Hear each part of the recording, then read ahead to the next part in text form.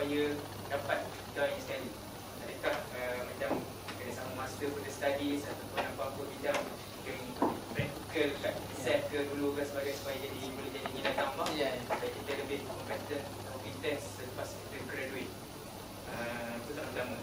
Soalan kedua mengenai dengan antara ekonomis dengan inflation. Boleh tak saya jawab satu-satu? Biasa aku takut sampai lupa semua. Boleh tak? Okay? Jawab satu-satu. Now I will give you the fast track tips how to become a master in Sharia and Islamic finance over the night. Over the night.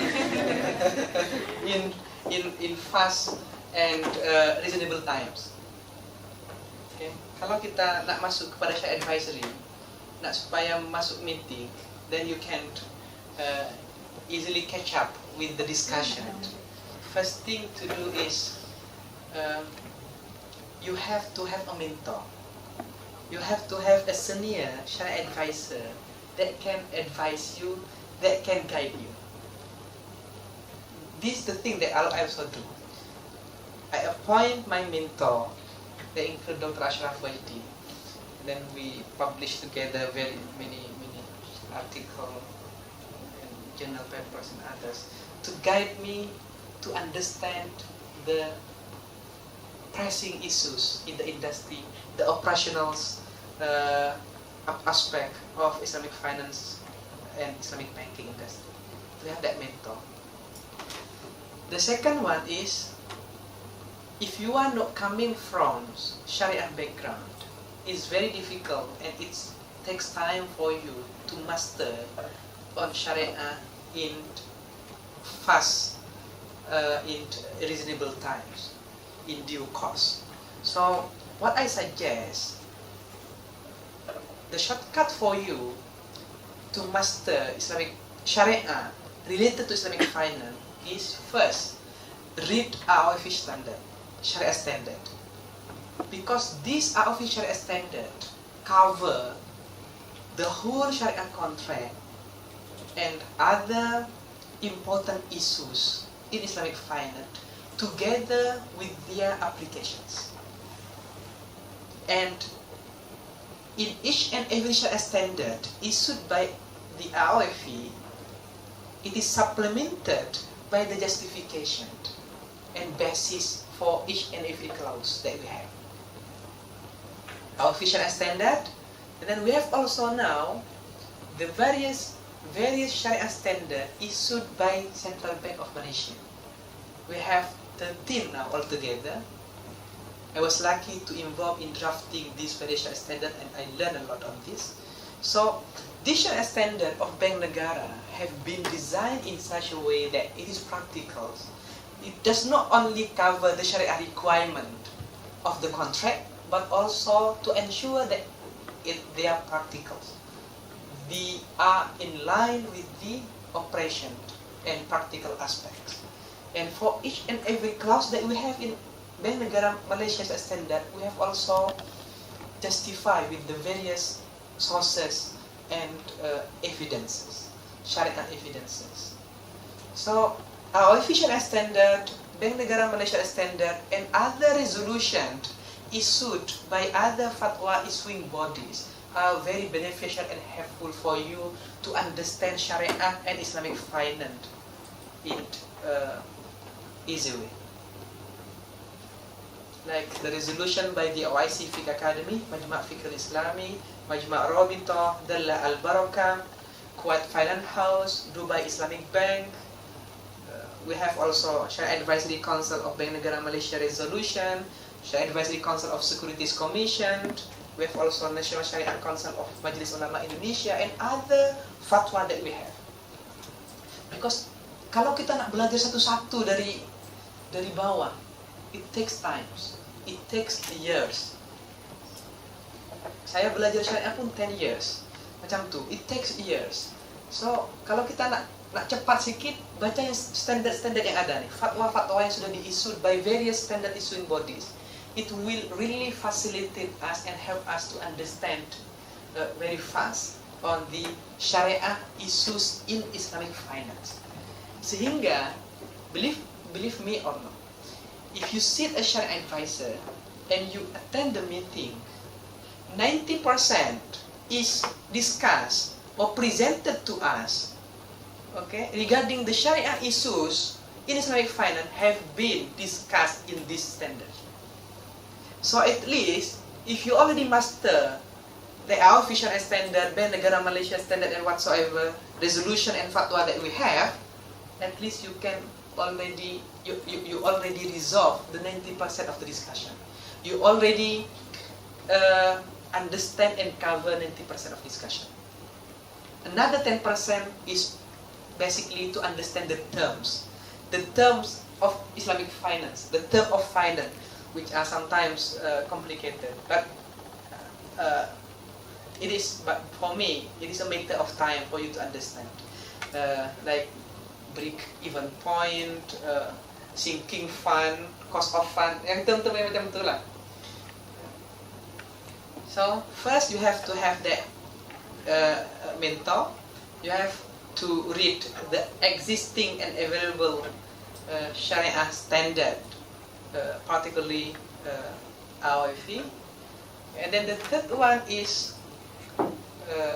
read a lot, banyak baca ini.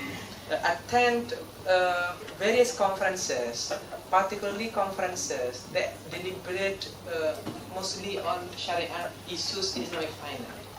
The main conferences that we have, okay, on Islamic finance is first. This is the thing that this is the conference that I suggest you to attend if you want to pursue your career in Shariah advisory services later on. First, the conference, annual conference held by CLIF, by CERT. We have Muzakarah Penasihat Syariah Nusantara. Normally, the conference is held at the end of the year, November, December. And we have also annual conference held by ISRA, International National Shariah Research Academy for Islamic Finance. Like this month, 16-17 Mei, we have Muzakarah Syariah Cendekiawan Nusantara on Islamic finance. So this conference is dedicated for addressing pressing issues in Islamic finance. And we have also Arabic conference if you may want to attend. ISSF, International Sharia Scholar Forums, organized by ISRA. Last 2 weeks I attended international conference held by RAC in Bahrain, this in Arabic as well, on the annual RAC Sharia Board Conference. And we have also an annual conference held by Dela Al Barakah in Ramadan. Setiap Ramadan ada, free, 2 hari. Okay, so you can spend your 2 days for conference and the rest for Umrah. Dela Al Barakah conference. Okay, it is free. Yeah, free for attending and for sahur and buka puasa lah. No, free for ticket and accommodation. There are various conferences. Tapi ini yang penting, yang conference yang penting yang saya tengok sangat relevant for our punya field, Islamic finance, for especially if you want to become Shariah advisor. Okay, and read also various research papers published by ISRA, because you know all ISRA research paper that we have published are basically industry issues. Because when we publish ISRA research paper, do you know ISRA research paper? Are you aware of that? ISRA research paper. You can go to the website on ISRA, website of ISRA. So all research paper that we publish are not just publishing the paper, but this the request from the Central Bank of Malaysia, sometimes from the Securities Commission, sometimes from the industry. So if we read this paper, we basically read the actual and pressing issues in the industry. Okay. So 3 benda itu mungkin yang boleh saya advise. Lastly, yang keempat adalah kalau ada masa, if you have time, do internship, do on-job training. Okay, do on-job training dalam 3 bulan macam tu. Buat attachment, apa tak dibayar. You see, saya dulu buat macam internship di Maybank investment. So I learned on stockbroking, how we structure structured products, and so how credit officer work, operate. Semua kita pelajari gitu. Sehingga ketika kita masuk jadi Shariah Advisor, kita sudah tahu apa dalaman-dalamannya nih. Dalamannya bank itu ada treasury, recovery, credit, department, and other. Sehingga tak boleh tipu-tipu. Kita sudah belajar, as simple as that. So if you have time to do that on job training, internship, contoh seperti sekarang, if I can advise you, PNB open a program we call dia program 2 bulanan, we call SLIM. SLIM bukan berarti kurus ya. SLIM, Skim Latihan 1 Malaysia. This program is dedicated for fresh graduate who are yet employed. Yang sudah baru keluar, termasuk master, yang belum kerja. So, the program will offer you technical understanding, technical training, technical knowledge. So, selama 2 bulan full, you will be equipped with various training punya skills, termasuk cara membuat resume, termasuk how on unit trust, semua. One of the training is Islamic Banking and Finance. I was one of the trainer specifically for the Islamic Banking and Finance 2 hari. Dalam 2 bulan itu ada 2 hari itu Islamic Banking and Finance. Ada unit trust, semua kita pelajari. Nah, setelah 2 hari mereka akan hantar kita pada industri selama 10 bulan. Jadi 2 bulan belajar technical skill, soft skill whatsoever, sampai belajar cara type in Excel, ya seperti itu semua ada. Lepas itu setiap bulan kita dibayar. Jadi dapat ilmu, dapat practical experience, and then you got paid. So if you have that opportunity, I really suggest you to apply for this SLIM programs. Yeah, SLIM programs. Okay, that's all I think. The next question. Kita sampai pukul berapa ya? Sampai subuh kan? I think that's another 5 minutes. Sampai 10 kan? Yang kedua. Apa? Workload.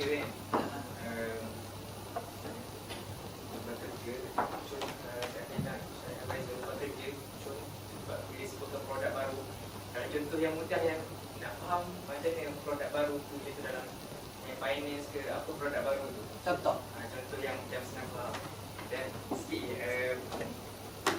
satu lagi tentang Shariah Advisor ni, adakah dia hanya sekitar institusi yang melibatkan kewangan takaful ataupun ada bidang lain yang memerlukan, yang boleh dikembangkan lagi? Satu contoh, adakah mungkin akan datang syarikat travel pun dia memerlukan penasihat syariah, syarikat makanan ke ataupun syarikat pemasaran ke atau syarikat industri-industri yang berkaitan lah, memerlukan dia ataupun takkan ada dia tu. Macam contohnya kalau saya tengok Dr. Daud Bakar kan dia ada amani dia tu, adakah dia hanya sekadar untuk macam contoh kalau saya tengok di public goal dia ada tu, dia amani tu dia akan jadi sebagai kayu ukur bahawa produk public goal tu patut syariah.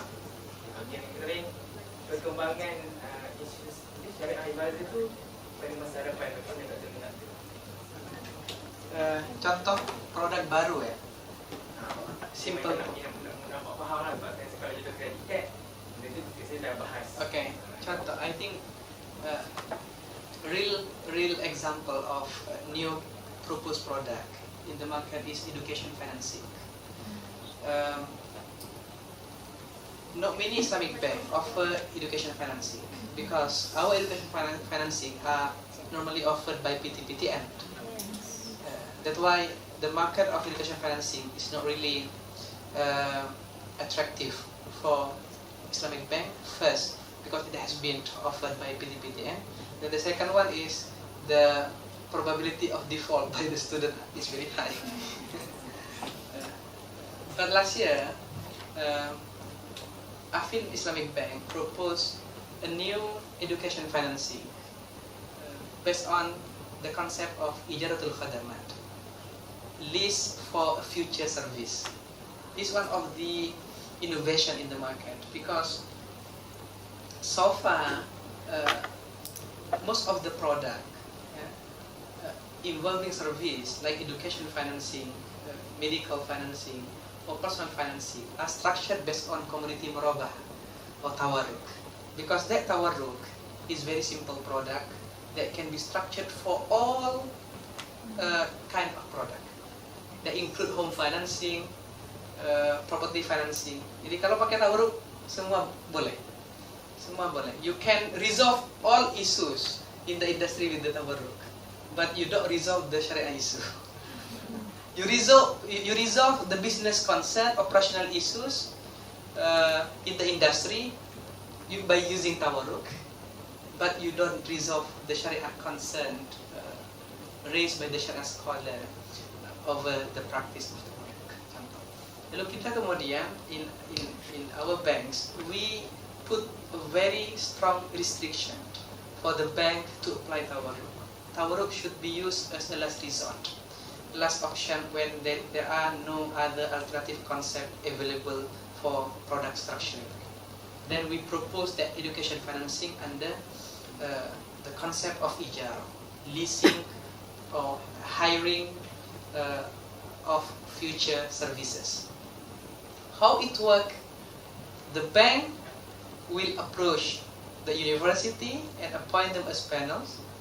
The bank will purchase the coursework or the education program for the university, and then later on they will lease these programs to the students and structure it by way of this education financing. So it's just like that the bank is selling the benefit of the program that they have already purchased from the university to the customers, to the students. This is how we can resolve the issue of heavily independency to the tawarruk concept by way of structuring product based on the concept of ijara, for example. This is one of the innovation and one of the example how the Islamic Bank can structure a product and propose new product to the Shariah Committee. Then later, the Shariah Committee will evaluate whether the concept are suitable to cater or to achieve the specific objective, which is education financing from various consideration and criteria. Last on the question of whether the Shariah Committee, the Shariah Advisory Services can go beyond Islamic financial institution, isn't it? That include the halal punya sectors. Yes, it can. It can be. In fact, sekarang ini sebenarnya because why we need Shariah Advisor? If I ask why we need Shariah Advisor? Okay. Yes, this to ensure Shariah compliant.